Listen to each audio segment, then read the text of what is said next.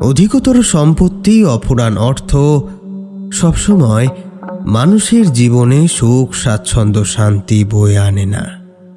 উপরন্তু মাঝে মাঝে এগুলোই গলার কাঁটা হয়ে মানুষকে ধ্বংসের দিকে, মৃত্যুর দিকে এগিয়ে নিয়ে যায়।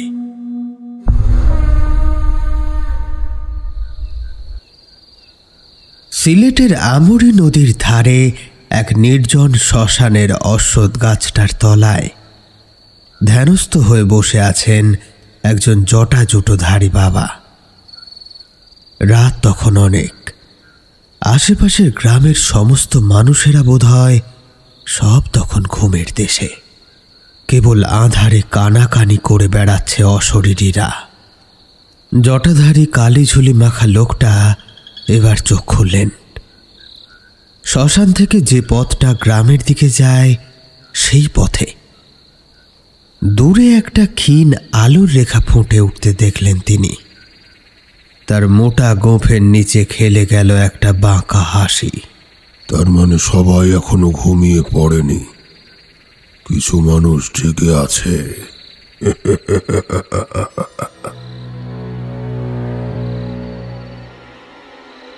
কিছুক্ষণের মধ্যেই দেখা গেল সেই পথ বেয়ে একদল শ্মশান যাত্রী শ্মশানে এসে হাজির হয়েছে।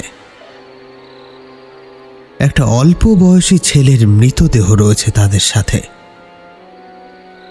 দল বললাম বটে, তবে দল ঠিক নয়, সর্বসাকল্যে জনা 5 লোক। জটাধারী লোকটা ইতিমধ্যে অশ্বত্থ গাছের আড়ালে নিজেকে গোপন করেছেন। এই রাত্রিবেলা এই 5 জন লোককে ভয় দেখিয়ে ভাগিয়ে দেওয়া তো তার বা হাতের খেল। আসলে ওই লাশটা জটাধারী লোকটার এখন খুব প্রয়োজন। দেহটাকে তাই পুড়িয়ে নষ্ট করা যাবে না। ওটাকে দাফন করে ওর আত্মাটাকে ভয়ঙ্কর অপশক্তিতে পরিণত করে চালান করতে হবে যে। জটাধারী লোকটা সেই পরিকল্পনা মতোই মন্ত্রচালনা শুরু করলেন ওই অল্প বয়সী ছেলেটার মৃতদেহের ওপর। নমস্কার, আমি অয়ন। গল্প কথায় আপনাদের সকলকে জানাই আরও একবার স্বাগত। আজকে আপনাদেরকে শোনাব লিটন ঘোষের কাহিনী, দাফন করা লাশ। তবে গল্প শুরুর আগে বলে রাখি, আজকের গল্পটির কিন্তু 2টি খণ্ড। আজকে আপনারা শুনছেন দাফন করা লাশ, এরপর শুনবেন জীবন্ত মরার গ্রাস। লেখক লিটন ঘোষের কথা নিশ্চয়ই আপনাদের মনে আছে। ইতিপূর্বে আপনাদের প্রিয় গল্প জীবন্ত মরা এনারই লেখা। যারা এখনো জীবন্ত মরা শুনে আতঙ্ক কিংবা ভয়ের স্বাদ নিতে বাকি আছেন, তারা অবশ্যই ডেসক্রিপশন বক্স থেকে জীবন্ত মরা গল্পটি শুনবেন। চলুন তবে শুরু করা যাক আজকের নিবেদন, লিটন ঘোষের কাহিনী দাফন করা লাশ।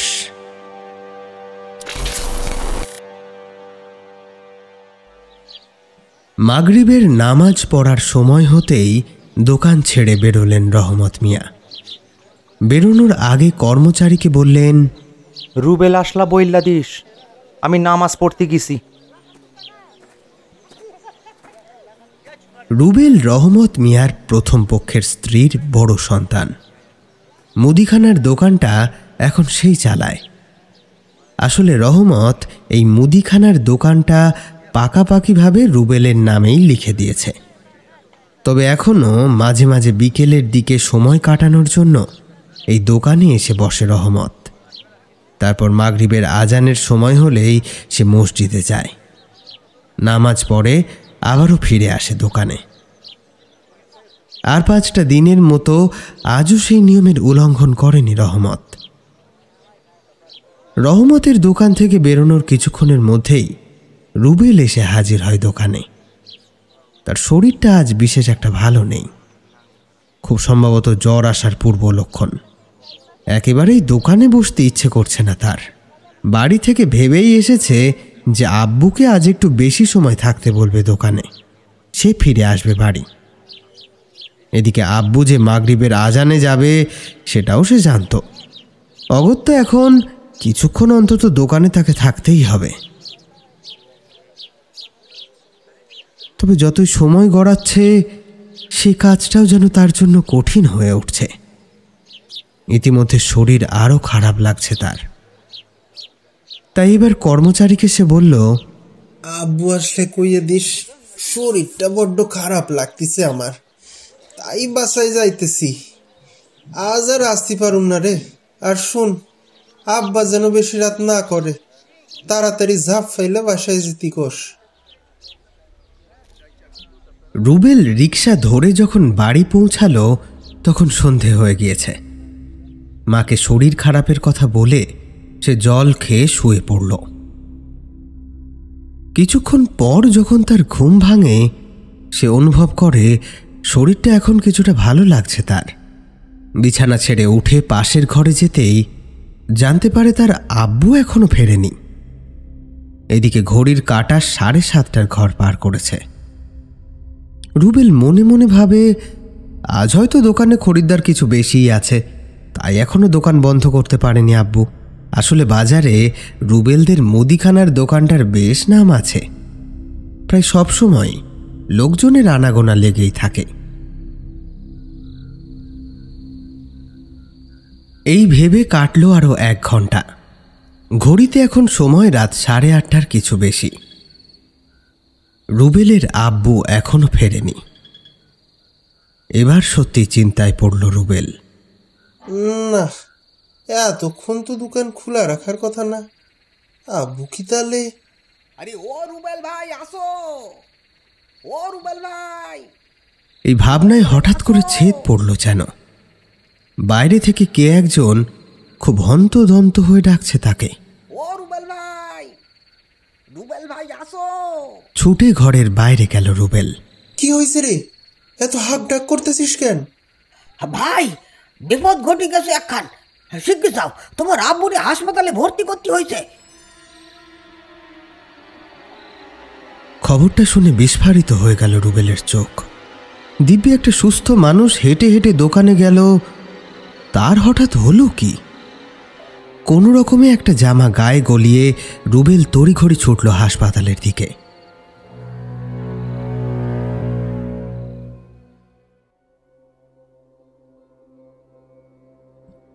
বাংলাদেশের সিলেটের তালতলা গ্রামের বাসিন্দা রহমত শেখ। বয়স 60 পেরিয়েছে। অল্প বয়সে তেজারতির কারবার করে বেশ কিছু টাকা করেছিল সে। তার জেরেই জমি জায়গা ছিল তার প্রচুর। এদিকে তার আবার 2টি বিবাহ। রহমতের মতে সে তার প্রথম স্ত্রীর অনুমতি নিয়েই নাকি দ্বিতীয় বিবাহ করেছে, কিন্তু সচরাচর যেমনটা হয় এক্ষেত্রে কিন্তু তেমন হয়নি। তার এই দ্বিতীয় বিবাহ কখনোই তার সংসারে অশান্তি ডেকে আনেনি। মিলে মিশে থাকত তারা। 2 স্ত্রীর জন্য 2 জায়গায় 2টো আলাদা বাড়ি তৈরি করেছিল সে। রহমত মিয়া 2 স্ত্রীর সাথে গিয়েই সময় কাটাতেন। এভাবে শান্তিতেই কাটছিল দিন। আল্লাহর মেহেরবানিতে একসময় 2 পক্ষের থেকেই সন্তান প্রাপ্তি হলো রহমতের। প্রথম পক্ষের 2 ছেলে আর দ্বিতীয় পক্ষের 1 ছেলে আর 1 মেয়ে। প্রথম পক্ষের 2 ছেলে রুবেল আর সোহেল, দ্বিতীয় পক্ষের ছেলে নাসিফ আর মেয়ে সাকিনা। ছানাপোনা নিয়ে বেশ সুখে শান্তিতে কাটছিল রহমতের দিনগুলো। ধীরে ধীরে ছেলে মেয়েরা বড় হলো, রহমতেরও বয়স বাড়ল। একটা সময় এসে তার মনে হলো তার এই বিশাল জমি জমা সম্পত্তি এবার ছেলে মেয়েদের মধ্যে ভাগ করে দেওয়া দরকার। সময় নষ্ট করল না সে। একদিন সবাইকে ডেকে সমান ভাগের সম্পত্তির মালিকানা দিয়ে দিল। শুধু তার মুদিখানার দোকানটা সে প্রথম পক্ষের বড় ছেলে অর্থাৎ রুবেলকে দিল। ছোট থেকেই এই ছেলেকে নিয়ে তার একটু বেশিই আশা। তার সাধের মুদিখানার দোকানটা যদি কেউ ভালোভাবে চালাতে পারে তবে সেই রুবেল। তবে আব্বুর এইরূপ সিদ্ধান্তে রুবেল কিন্তু বেশ দ্বিধায় পড়েছিল।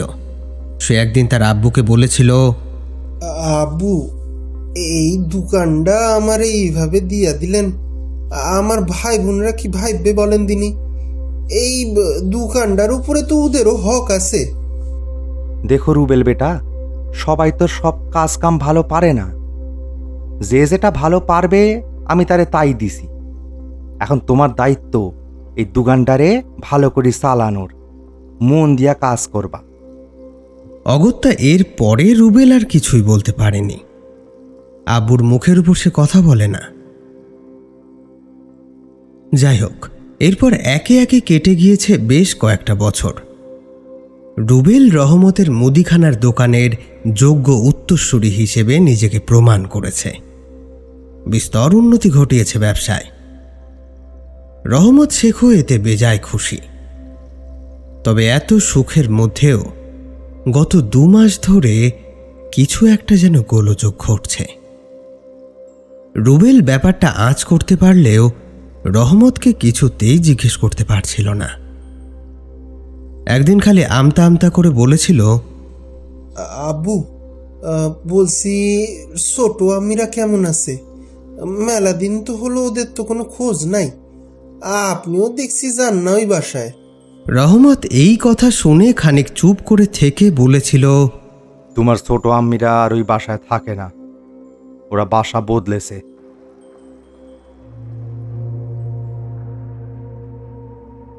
এই কথা শুনে যার পর নাই বিস্মিত হয়েছিল রুবেল। আম্মি নিজেদের বাসা বদলে ফেলেছে? ব্যাপার কি? সেই জন্য তার আব্বুও গত 2 মাস ওই বাসায় যায় না। এরপর রুবেল নিজের তৎপরতায় খবর নিয়ে জেনেছে তার ছোট আম্মিরা পাশের গ্রামে কোন এক বাড়ি ভাড়া নিয়ে থাকছে যেন। সে ঠিক করেছিল একদিন গিয়ে দেখাও করে আসবে। সমস্যাটা ঠিক কি সেটা তাকে জানতেই হবে। কিন্তু তারই মধ্যে ঘটে গেল ওই বিপত্তি।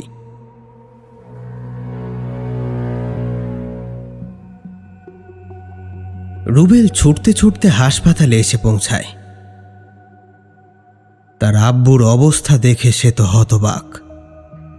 চোখের সামনে কাকে দেখছে সে?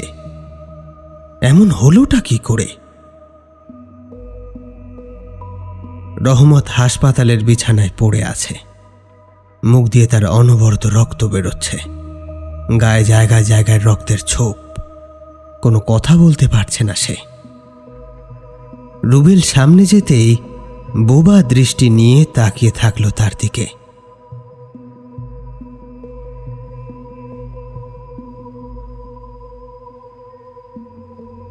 এরপর কেটে যায় প্রায় 4 দিন। রহমত কিছুটা সুস্থ হয়, তাকে বাড়িতে নিয়ে আসা হয়েছে। এদিকে রুবেল উত্তেজনায় ছটফট করছে। তার বাবার সাথে ঠিক কি ঘটল সেটা তাকে জানতে হবে। একটা সুস্থ স্বাভাবিক মানুষের এমন পরিণতি করল কে? তাদের তো কোনো শত্রু নেই, গ্রামের সকলের সঙ্গে সখ্যভাব। এহেন নানাবিধ প্রশ্ন রুবেলের মনে তোলপাড় তুলল। তবে এসবের উত্তর পেতে তাকে অপেক্ষা করতে হলো আরো 2 দিন। হাসপাতাল থেকে ফেরার 2 দিন পর প্রথম কথা বলল রহমত।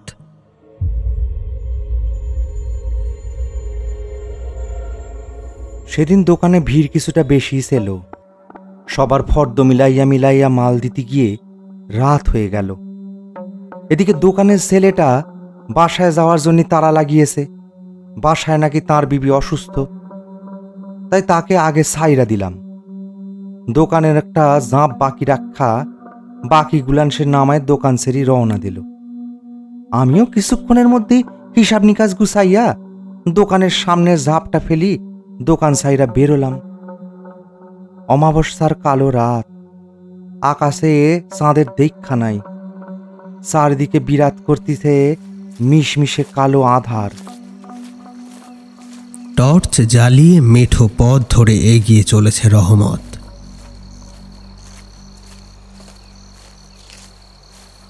হাঁটতে হাঁটতে সে যেন অনুভব করতে পারে আজ বাতাসটা বেশ ভারী হয়ে আছে, কি একটা যেন অমঙ্গল ঘটতে চলেছে। চলতে চলতে হঠাৎই পথের একটা জায়গায় এসে রহমতের সর্বাঙ্গে যেন কাঁটা দিয়ে ওঠে। থমকে দাঁড়িয়ে পড়ে রহমত। টর্চের আলো এদিক ওদিক ঘোরাতেই বুঝতে পারে সে এখন গ্রামের শ্মশানটার সামনে দাঁড়িয়ে। বাড়ি ফেরার পথে রাস্তার ঠিক পাশেই পড়ে এই শ্মশান, সেই সঙ্গে কালী মন্দির। কিন্তু এই পথে তার নিত্য যাতায়াত, হাতের তালুর মতো পরিচিত জায়গা। এত বছরে কোনোদিনও কোনো রকম অস্বাভাবিকতা লক্ষ্য করেনি সে এখানে। কিন্তু আজ তার মনে হলো কিছু একটা যেন অন্যরকম ঘটছে। রহমতের সর্বাঙ্গ কাঁটা দিয়ে তার অবচেতন মন যেন তাকে বাধা দিচ্ছে, তাকে বলছে আর এক পাও না এগোতে।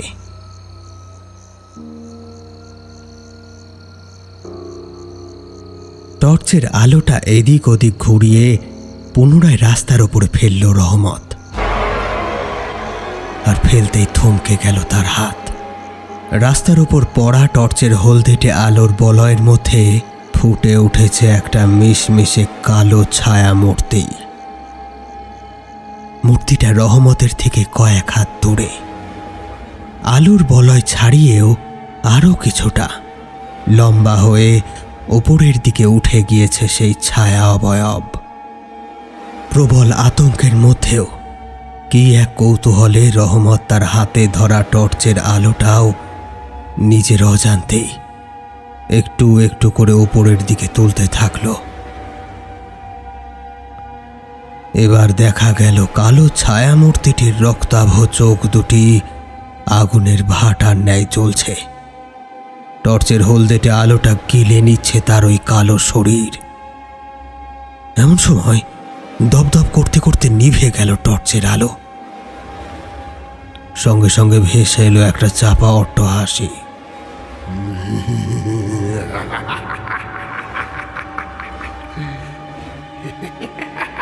অন্ধকারের অথৈ সাগরে পড়ে হাবুডুবু খেতে খেতে রহমত মিয়া অনুভব করলো তার বুকে এক প্রবল ধাক্কা। ছিটকে গিয়ে চিত হয়ে পড়ল রাস্তার ওপর। আর তারপরেই এক প্রবল চাপ অনুভূত হলো তার শরীরে। সেই ছায়া মূর্তিটা এবার রহমতের বুকের ওপর উঠে যেন নৃত্য করতে আরম্ভ করেছে। প্রবল যন্ত্রণায় বাক রুদ্ধ হয়ে গিয়েছে রহমতের। সমস্ত চিৎকার তার গলার মধ্যে এসে যেন দলা পাকিয়ে যাচ্ছে।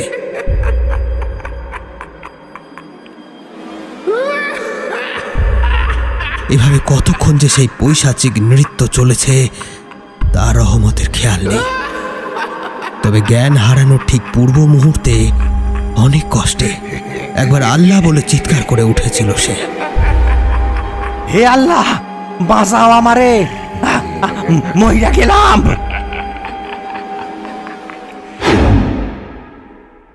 এই চিৎকার শুনেই বোধ হয় আশেপাশের থেকে জেলে বাড়ির লোকেরা ছুটে এসে ক্ষতবিক্ষত অবস্থায় পড়ে থাকতে দেখে রহমত মিয়াকে। ওরাই হাসপাতালে নিয়ে গিয়েছিল তাকে। তারপর রুবেলকে গিয়ে খবর দিয়েছিল।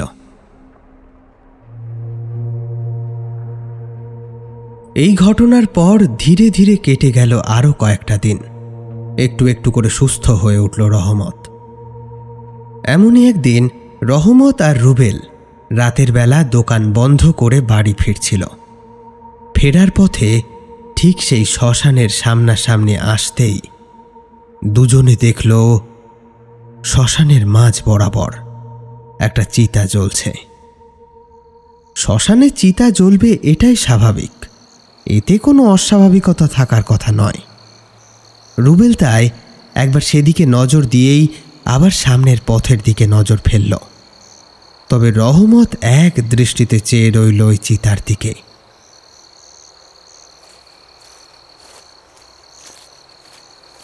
দুজনে পাশাপাশি হাঁটছিল। চাঁদের আলোয় আজ ভেসে যাচ্ছে চরাচর। খুব একটা টর্চ জ্বালানোর প্রয়োজন পড়ছে না। শুধুমাত্র যেখানে যেখানে গাছের ঝাঁকড়া মাথাগুলো চাঁদের আলোকে আটকেছে সেখানেই টর্চ জ্বালাচ্ছে রুবেল। তেমনি রাস্তার পাশের বটগাছতলায় আসতেই টর্চ জ্বালানোর দরকার পড়ল। তাই টর্চ জেলে গাছের নিচের আঁধার কেটে সামনে একটা আলোর রেখা ফেলল রুবেল। আরে, কিন্তু একটা কেন? দুটো আলোর রেখা পড়ার কথা ছিল না?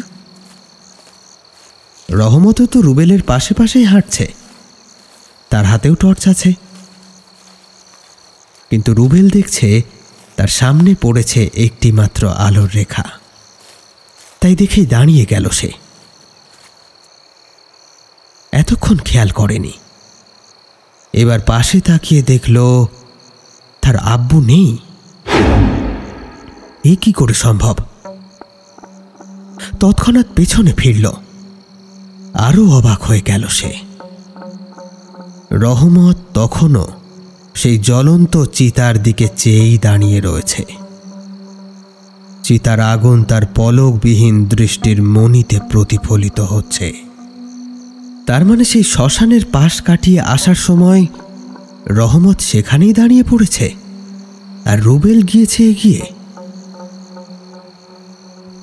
আর 7-5 ভেবে সময় নষ্ট করল না রুবেল। সে ছুটে গেল আব্বুর কাছে।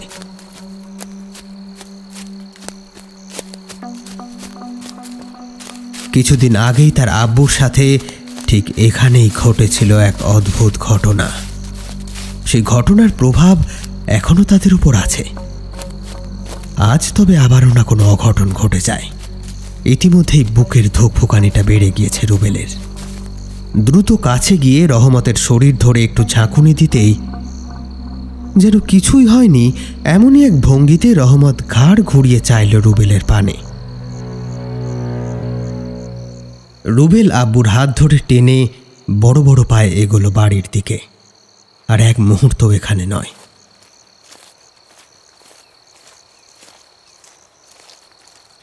কিছু দূরই এগিয়েছে। এমন সময় রহমত রুবেলের কানের কাছে মুখ এনে এক অদ্ভুত ভঙ্গিতে বলল, রুবেল, আমি মইরা গেলে আমারে দাফান করিস নে, শ্মশানে জ্বালাইয়া দিস। এমন একটা কথার জন্য রুবেল মোটেই প্রস্তুত ছিল না। তাই কথাটা শুনে সে বিস্ফারিত নেত্রে চাইল আব্বুর দিকে। এসব কি কইতেছেন আব্বু? আমরা যে মুসলমান, মৃত্যুর পর মৃতদেহ দাফন করাই তো রীতি আমাদের। আমারে দাফান করিস না, যা বললাম তাই করিস। এই রাত্রিবেলা গ্রামের পথে তারা দুইজন ছাড়া আর কেউ নেই।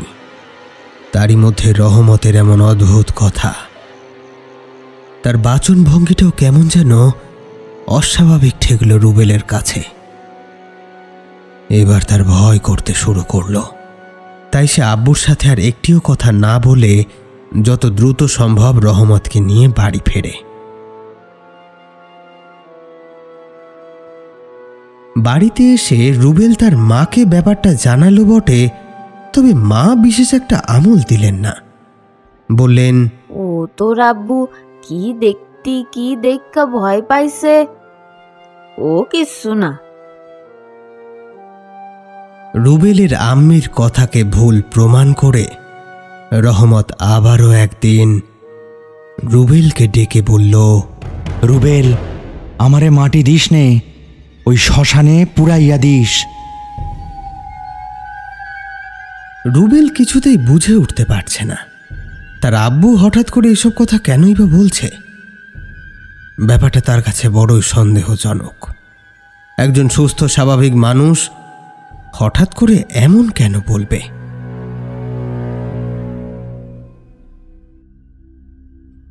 ইতিমধ্যে অনেক প্রশ্ন রুবেলের মনে দানা বেঁধেছে, তবে এসব প্রশ্নের যথাযথ কোনো উত্তর নেই। রুবেল তার মা, ভাই সবাইকে আবারও ব্যাপারটা বলল, কিন্তু কেউই তেমন আমল দিল না। সকলে ভাবছে এসব হয়তো রহমতের মস্তিষ্ক বিকৃতির লক্ষণ, তার চিকিৎসার প্রয়োজন। এই ব্যতীত আর কিছু নয়। কিন্তু রুবেল বুঝতে পারছে এ কেবলই মাথার সমস্যা নয়, কিছু একটা যেন ঘটতে চলেছে।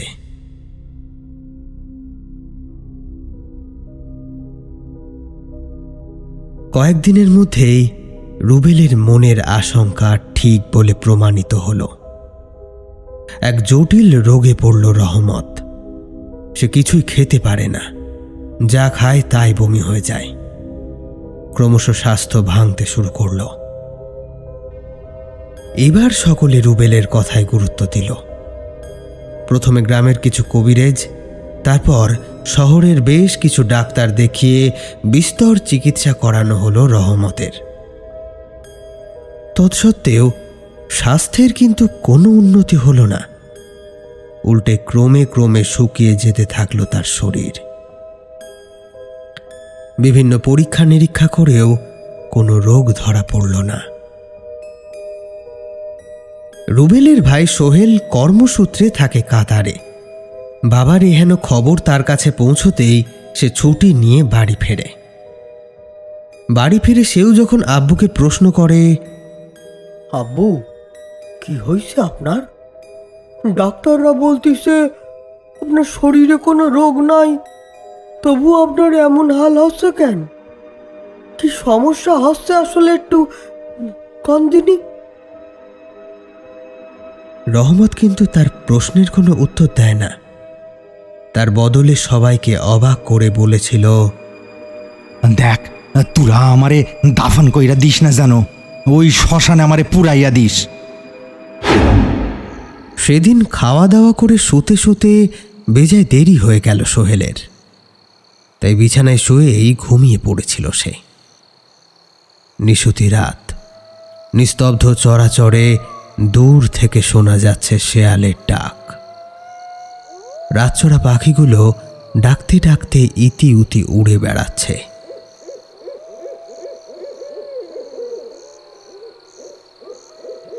সোহেল ঠিক কতক্ষণ যে ঘুমিয়েছে বলা মুশকিল। হঠাৎ কি কারণে যেন তার ঘুমটা ভেঙে গেল। ধরফর করে বিছানার উপর উঠে বসল সে। তবে বেশ কিছুক্ষণ বসে থেকেও ঘুম ভাঙার কারণটা আবিষ্কার করতে পারল না। তার আব্বুর ঘরটা ঠিক তার ঘরের পাশেই। কি মনে হতেই বিছানা ছেড়ে নেমে আব্বুর ঘরে একবার উঁকি দিল সোহেল।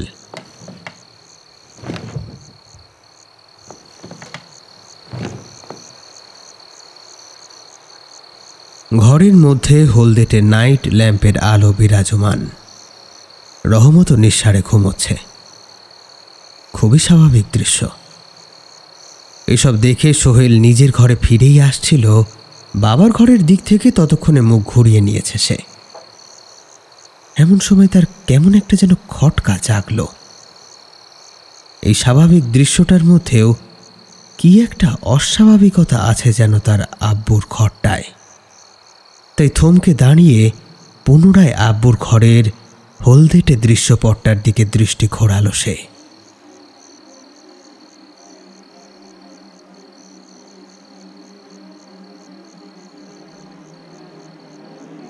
কয়েক সেকেন্ড চেয়ে থাকার পর এবার অস্বাভাবিকতাটা ধরা পড়ল। ঘরের ঈশান কোণটায় একটা কেমন অন্ধকার জমাট বেঁধে আছে। বোধহয় ল্যাম্পের স্বল্প হলদেটে আলোটা সেখানে পৌঁছায়নি, তাই হয়তো ওই জায়গাটা অন্ধকার। এমন ভাবনা সোহেলের মাথায় আসতেই পরক্ষণেই সেটা নস্যাৎ করতে হলো তাকে। কারণ কোণের অন্ধকারটা নড়ছে। সে সবেমাত্র ঘুম থেকে উঠেছে, তাই দৃষ্টি কিছুটা ঝাপসা। সোহেল চোখ রগড়ে নিয়ে আবারও সামনে তাকালো, কিন্তু অন্ধকারটা তখনও নড়ছে। এবার হঠাৎ অন্ধকারটা কোণ থেকে বেরিয়ে সিলিংয়ের দিকে চলে গেল। তবে এখন ওটাকে আর শুধু তলা পাকানো অন্ধকার বলা চলে না। সেটা একটা কালো ধোঁয়াটে মানুষের শরীরের আকার নিয়েছে। অদ্ভুত ভঙ্গিতে হামাগুড়ি দিয়ে সিলিংয়ে হেঁটে বেড়াচ্ছে সেটা। এবার হঠাৎ একটা জায়গায় স্থির হয়ে মূর্তিটা ঘুরে চাইল সোহেলের পানে। সোহেলের শরীরের সমস্ত রক্ত জল হয়ে গেল মুহূর্তে। বিকট কালো মুখ, দাঁতগুলো মুখের বাইরে বেরিয়ে এসে আরো ভয়ঙ্কর করে তুলেছে মুখভঙ্গি। কালো মুখটায় আগুনের ভাটার মতো জ্বলছে দুটো চোখ। এবার সেটা তার পা দুটোকে সিলিংয়ে আটকে বাদুড়ের মতো ঝুলে মাথাটা নামিয়ে আনলো ঠিক সোহেলের মুখের সামনে। ততক্ষণে আতঙ্কে সে স্থাণু বনে গিয়েছে। চিৎকার করার ক্ষমতাটুকুও যেন তার সামনের ওই বিভীষিকা হরণ করে নিয়েছে। পাথরের মূর্তি বনে গিয়েছে সোহেল। ঠিক এই সময় প্রচন্ড এক চড় খেয়ে ক্ষণিকের জন্য সম্বিত ফিরল সোহেলের। তবে পরক্ষণেই জ্ঞান হারাতে হারাতে সে দেখল কালো মূর্তিটা হামাগুড়ি দিয়ে উঠে গিয়েছে তার আব্বুর শরীরের ওপর। সোহেলের চিৎকারে বাড়ির বাকিরা ছুটে এসে তার অবস্থা দেখে তো হতবাক। সুস্থ স্বাভাবিক ছেলেটার কি ভয়ঙ্কর অবস্থা হয়েছে। চিত হয়ে পড়ে আছে মাটিতে, চোখ মুখ কান দিয়ে তখনও রক্ত গড়াচ্ছে।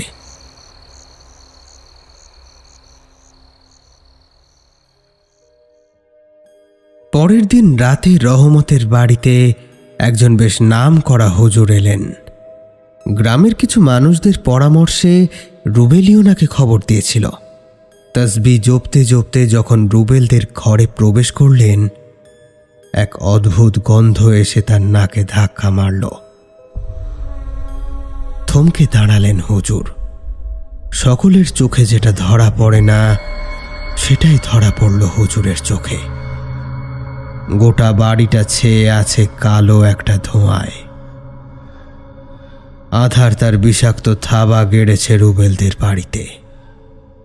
হুজুর রুবেলকে প্রথমে ডেকে বললেন, রুবেল, তোমার আব্বুর ঘরখান ফাঁকা কইরা দাও। ওইখানে কিছু কাম সাইরা ফেলি আগে, তারপর বাকি কথা হইব। কথা মতো রহমতের ঘরটা ফাঁকা করে সেখানে শুরু হলো কাজ।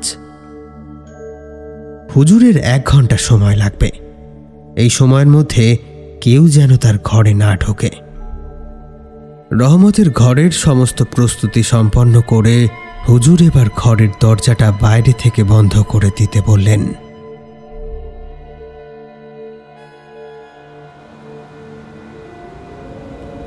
ঘরের দরজা বন্ধ হওয়ার প্রায় কিছুক্ষণের মধ্যেই চারপাশের বাতাসে একটা আলোড়ন উঠল। দেখতে দেখতে প্রবল ঝড়ের আকার নিল সেটা। ঝোড়ো হাওয়ায় মাথা দোলাতে দোলাতে গাছপালাগুলো বাড়ির ছাদের উপর আছাড়ি পিছাড়ি করতে থাকলো।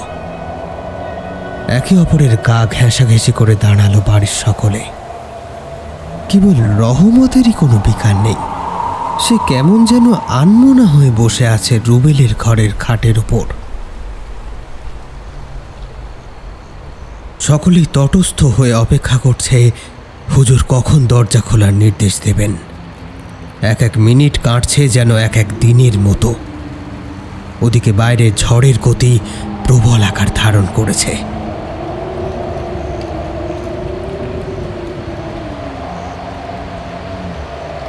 গোটা বাড়িটাকেই উড়িয়ে নিয়ে যাবে যেন সে।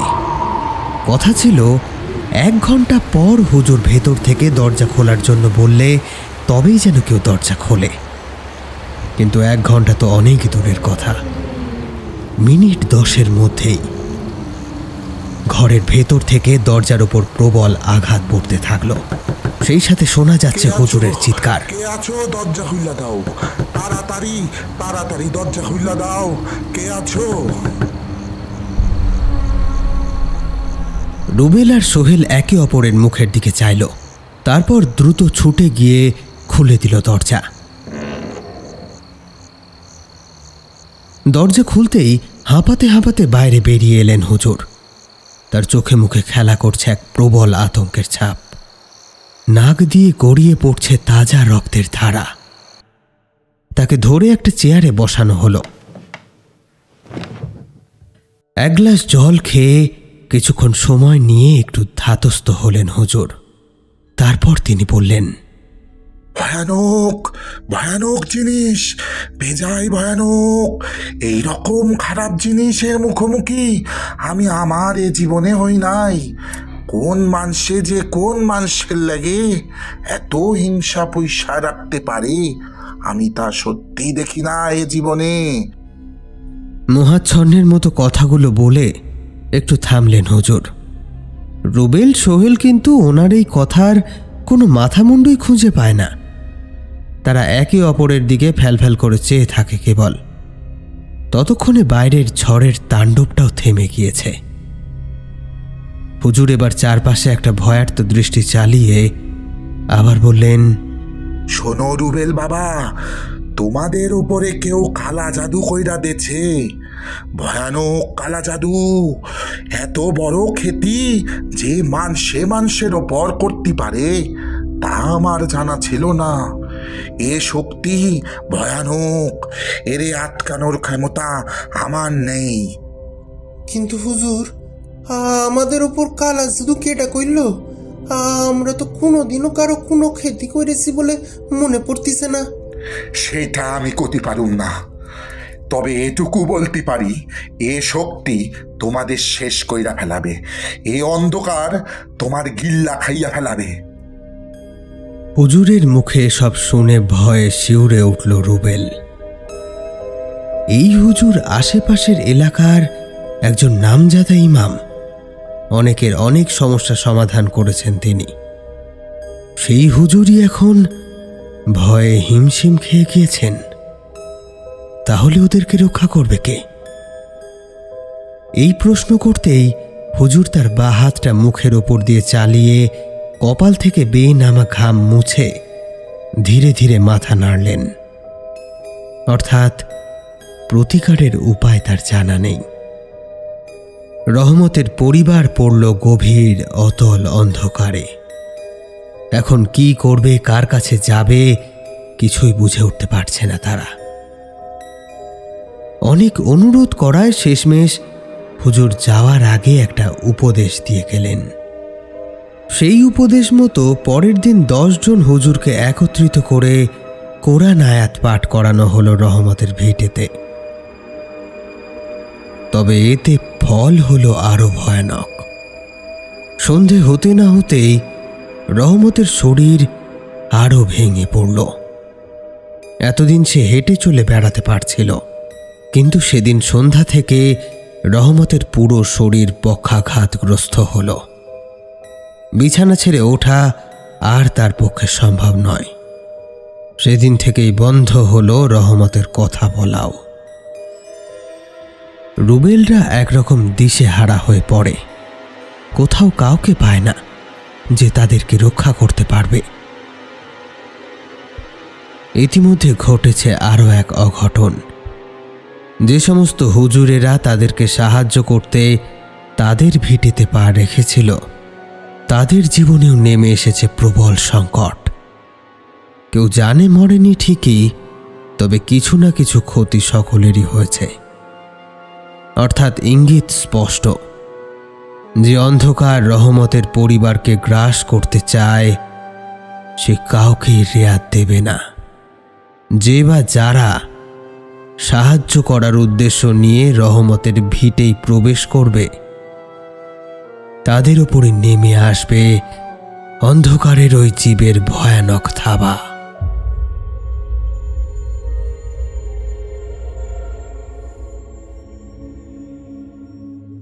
গ্রাম্য জায়গা, তাই খবর রটতে সময় লাগে না বেশি। উক্ত খবর রটে যেতেই রুবেলরা আস্তে আস্তে একঘরে হতে শুরু করল।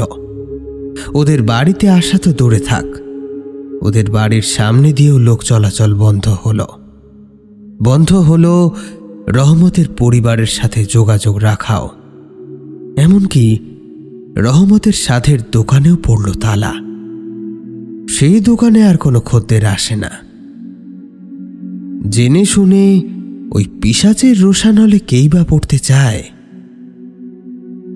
ধীরে ধীরে আধার কবজা করতে থাকলো রহমতের পরিবারকে।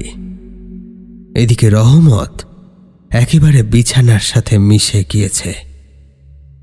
তার কঙ্কালসার শরীরের উপর লেগে থাকা ওই ফিনফিনে চামড়া ভাজে ভাজে জর্জরিত।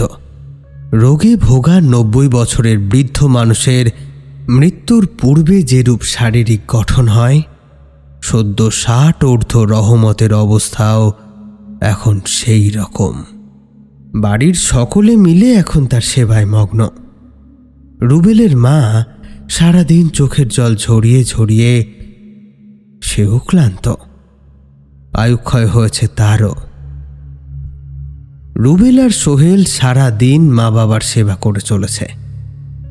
প্রতিদিন সকাল সন্ধে এখন তারা ঘরে বসে নামাজ পড়ে, কোরআনের আয়াত পাঠ করে, আল্লাহর কাছে প্রার্থনা করে আল্লাহ যেন এই দুর্যোগ থেকে তাদেরকে উদ্ধার করে।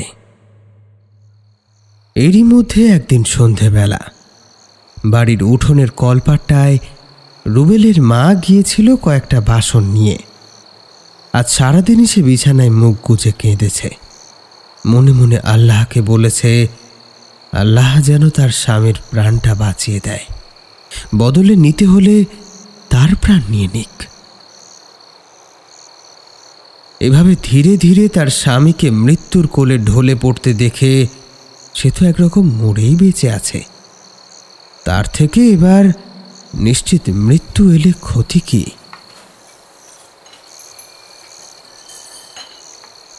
কলতলায় বসে বাসন মাজতে মাজতে এসব কথায় এক মনে ভাবছিল সে। আর তাই তার চোখের কোণ বেয়ে ঝরতে শুরু করেছিল অবারিত বাড়িধারা। চারপাশে ইতিমধ্যেই নেমে এসেছে ঘোর অন্ধকার। মা যে বাইরে বাসন নিয়ে বসে আছে, 2 ছেলের কেউই সেটা খেয়াল করেনি। তারা এখন রহমতের বিছানার পাশে বসে কোরআন পাঠ করছে। বাড়ির উঠোনের এক কোণায় লম্বা একটা তাল গাছ। কলতলাটা ঠিক তার লাগোয়া। রুবেলের মা যখন সেই কলপারে মাথা নিচু করে বাসন মাজতে ব্যস্ত, ঠিক সেই পরিসরে তার দৃষ্টির আড়ালে লম্বা তাল গাছটা বেয়ে একটা কালো অন্ধকার যেন হামাগুড়ি দিয়ে গাছের গোড়ার ঝোপটায় এসে পড়ল। ঝুপ করে একটা শব্দ। এই শব্দটা রুবেলের মায়ের কানে গেল। মুখ তুলে চাইল সে, কিন্তু শব্দটা যে কোথা থেকে এসেছে সেটা বুঝে উঠতে পারল না। এমন সময় শুনতে পেল আর একটা শব্দ, তবে এটা আগের থেকে আলাদা। শব্দটা মনে হচ্ছে ঠিক যেন তার পেছন থেকে আসছে।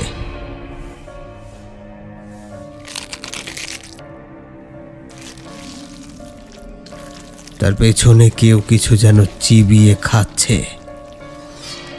চারিদিকে ঘুটঘুটে অন্ধকার, বিশেষ করে অন্ধকারটা যেন তাদের ভিটেতেই বেশি জমাট বেঁধেছে। এমতো অবস্থায় দৃষ্টি বেশি দূর চলে না, সে কথা বলাই বাহুল্য। তবুও দড়ির গোড়ায় একটা বাল্ব খুব কষ্টে হলদেটে আলো ছড়িয়ে দেওয়ার চেষ্টা করছে। সেই আলোরই এক ফালি ট্যাটচাভাবে এসে পড়েছে কলতলার এই দিকটায়। রুবেলের মা সেই কড়মড় করে কিছু চেবানোর শব্দ শুনে মাথা ঘোরাতেই দেখে ওই এক ফালি হলদেটে আলোটার মধ্যে যেন উবু হয়ে কিছু একটা বসে আছে। উঠে দাঁড়াতে গিয়ে বাসনের ঝনঝন শব্দতে মূর্তিটাও নড়ে চড়ে উঠে দাঁড়ায়। সেই সঙ্গে আলোর ফালিটা এসে পড়ে এবার একেবারে তার মুখের উপর। রুবেলের মা দেখে কখন যেন রহমত বিছানা ছেড়ে উঠে এসে দাঁড়িয়েছে তার পিছনে। রহমত বিছানা থেকে উঠে এত দূরে চলে এসেছে, তাও আবার একা একা। এটা ভেবে আনন্দ পাওয়ার কথা ছিল তার, কিন্তু তার চোখের সামনের দৃশ্যটা হয়তো অতটাও স্বাভাবিক নয়। দুটো হাত সামনের দিকে ঝুলিয়ে মাথাটা ঝুঁকিয়ে এক অদ্ভুত ভঙ্গিতে ঘাড় বেঁকিয়ে দাঁড়িয়ে রয়েছে রহমত। তার হাড় গিলে হাতটায় ছটফট করছে। ওটা কি? একটা মুরগির দেহ না? হ্যাঁ, তাই তো। ও যে তার সারা হাতে লেগে রয়েছে মুরগির সাদা পালকগুলো, আর এক টানে দেহ থেকে সদ্য ছিঁড়ে নেওয়া মুন্ডুটা তখনও কর্মর শব্দে চিবিয়ে চলেছে রহমত। এবার সে রুবেলের মাকে দেখে ঘাড় বেঁকিয়ে সামনে এগিয়ে আসতেই ভয়ে আতঙ্কে এতক্ষণ স্তব্ধ হয়ে দাঁড়িয়ে থাকা রুবেলের মা এবার চিৎকার করে ওঠে, ওরে আল্লাহ রে, আমারে বাঁচাও, আমারে বাঁচাও।